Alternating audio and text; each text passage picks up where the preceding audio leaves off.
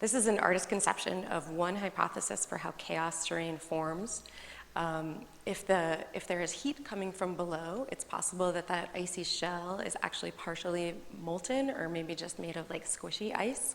And you could actually get convection within that ice shell, bringing heat up from the bottom that could then melt part of that ice. And you could end up with a kind of a stranded pond of brine beneath the surface.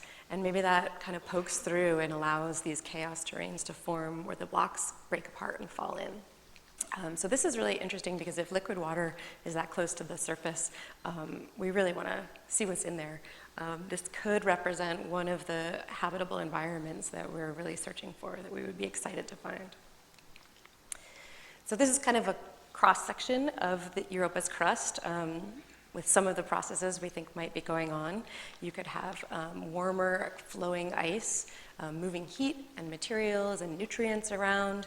And the upper layer of cold, stiff ice is occasionally penetrated by either these warm pockets or maybe by cracks that allow material to flow upward, maybe even from the ocean itself to the surface.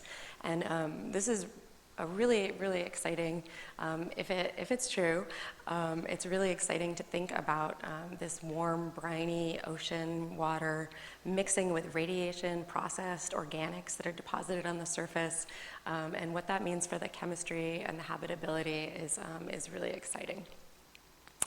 About a decade ago, there was a discovery by the Hubble Space Telescope, and I think the James Webb Space Telescope has more recently seen similar things, indicating that there are ejections of water and maybe other volatiles being spit out of Europa.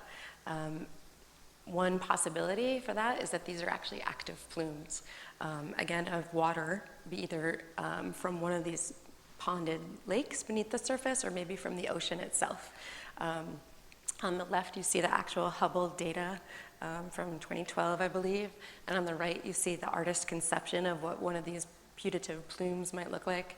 I like to joke that this is kind of like reality and social media, so you kind of want to take it with a grain of salt whenever it says artist conception. But if these plumes are real, this is super exciting. You might have also heard of plumes at Enceladus. We have more data there from the Cassini spacecraft, but they're really interesting if we were able to use them to actually sample part of the subsurface ocean. That would be a really exciting opportunity. So here's kind of a schematic of all the different kinds of geologic processes we hypothesize might be going on in the crust and interior of Europa and how that affects the surface geology that we can observe. We might have warm ductile ice flowing through this cold outer layer. We might have melt lenses, freezing reservoir. We could have cryolava, where water ice is melted, comes up and erupts, just like rock lava does in the inner solar system. We have these cycloidal cracks that could represent tectonic activity. We have bands and ridges, and of course we have a few impact craters where this material is further mixed together. So why are we so excited about this warm ocean? Let's take a step back. This is a video from Earth. This is not Europa. This is at one of the mid-ocean ridge hydrothermal vents. So these are places in the deep, deep ocean. I think this one is the Marianas Trench, where magma is actually very close to the surface, and that heats up the water there to the point where it creates these black smokers. And before we were able to take videos like this down there, people thought it was impossible for life to survive down there. Well, it turns out it's crawling with life and complex life, right? We see things like clams and shrimp and all kinds of fascinating creatures.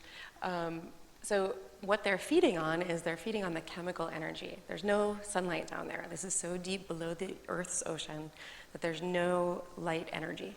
So they're feeding on that chemical energy, and they're just thriving down there. So if we have all the same conditions as this on Europa, and there isn't life there, then there's something about life we really don't understand, because we do think that the depths of Europa should look a lot like that. So to summarize all this evidence for why we want to go to Europa, we think it has all the ingredients necessary for life as we know it. It has more water than all of the Earth's oceans combined. It's got these essential elements, both from the original formation of the body and also from impacts. Meteoroids and comets are constantly bombarding Europa, and they're bringing in organics. They're bringing in these essential elements like carbon and nitrogen and oxygen. It also has chemical energy. Even though the sunlight can't reach down into that ocean, it's got hydrothermal, perhaps, systems. It's got radiation bombarding from above, and that chemical energy can set up an imbalance that life can feed off of. And then finally, it's got stability. We think that this system has been existing in a form much like this for 4 billion years. So this soup of really delicious ingredients for life has been just kind of simmering for a really long time. So again, if there's not life there, there's something really fundamental about life that we do not understand. So in order to investigate this fascinating target, we built the Europa Clipper spacecraft.